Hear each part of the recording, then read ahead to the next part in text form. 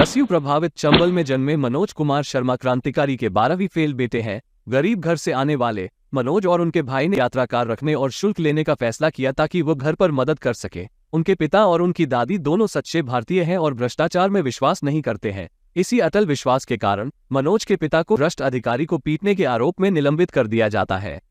मनोज के भाई को झूठे आरोपों में पकड़ा गया है और भ्रष्ट अधिकारी अपने वरिष्ठ को मारने के लिए उनके पिता को दंडित करने के लिए उन्हें दोषी बनाने की कोशिश करते हैं, लेकिन नए डीएसपी दुष्यंत सिंह उन्हें रोकते हैं। जब मनोज ये सीखने का अनुरोध करता है कि दुष्यंत जैसा उच्च पदस्थ अधिकारी कैसे बना जाए, तो दुष्यंत ने उसे सलाह दी कि पहले तो चीटिंग करना बंद कर दो। तो ठीक पूरे साल बाद मनोज ने बिना नकल किए 12वीं कक्षा 3rd रैंक के साथ उत्तीर्ण की और डीएसपी बनने के लिए बीए मतलब बैचलर ऑफ आर्ट्स करने का विकल्प चुना। उसकी दादी उसे इसके लिए कुछ पैसे देती है, लेकिन जब वह ग्वालियर पहुंचता है तो वो पैसे चोरी हो जाते हैं।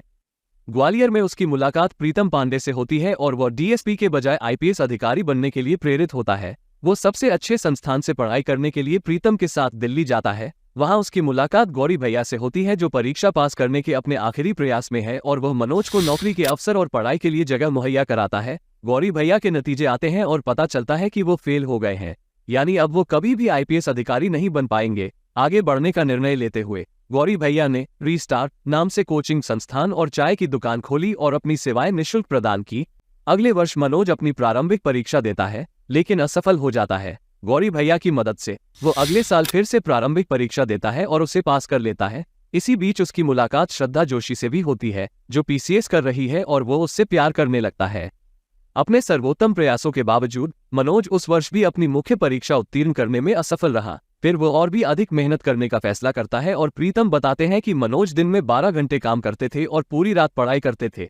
इसी साथ वो दिन में केवल 3 घंटे सो पाते थे। तो मनोज इस बार फिर से प्रारंभिक परीक्षा उत्तीर्ण कर लेता है, लेकिन मुख्य परीक्षा में फिर असफल हो जाता है। वह घर लौटता है और उसे पता चलता है कि उसकी दादी अब इस दुनिया में नहीं रही। अब निराश गौरी भैया मनोज को अपने घर ले जाते हैं और उससे कहते हैं कि वो छोटी मोटी नौकरियां करना छोड़ दे और पूरी तरह से अपनी पढ़ाई पर ध्यान केंद्रित करना शुरू कर दे। मनोज ऐसा ही करता है और इसके पश्चात वो न केवल प्रीलिम्स बल्कि मुख्य परीक्षा भी पास कर लेता है। लगभग इसी समय प्रीतम, जो बार बार सभी परीक्षाओं में असफल हो रहे थे, उनको मनोज से कुछ ईर्ष्या होने लगती है और उसने श्रद्धा के पिता को झूठी रिपोर्ट दी कि श्रद्धा दिल्ली में मनोज के साथ ही थी। इससे उनका रिश्ता कुछ हिल जाता है, लेकिन अंततः मामला सुलझ जाता है। हालांकि मनोज प्रीतम से बहुत नाराज हो जाते हैं। उन्हें पहले ही एहसास हो गया था कि प्रीतम एक रिपोर्टर के रूप में काम करना चाहता है, फिर भी उनके पिता उन पर यूपीएससी करने के लिए दबाव डाल रहे थे और उन्होंने प्रीतम को अपने पिता के सामने बात करने की सलाह दी। इसके बाद मनोज इंटरव्यू देते हैं और सभी सवालों का ईमानदारी से जवाब देते हैं। इसी के साथ वह श्रद्धा द्वारा उसे लिखा गया पत्र पढ़ता है, जिसमें उसने उससे शादी करने के लिए कहा है। मनोज खुशी खुशी इंटरव्यू देते हैं एवं चेहरे पर ठहराव के साथ बाहर आते हैं।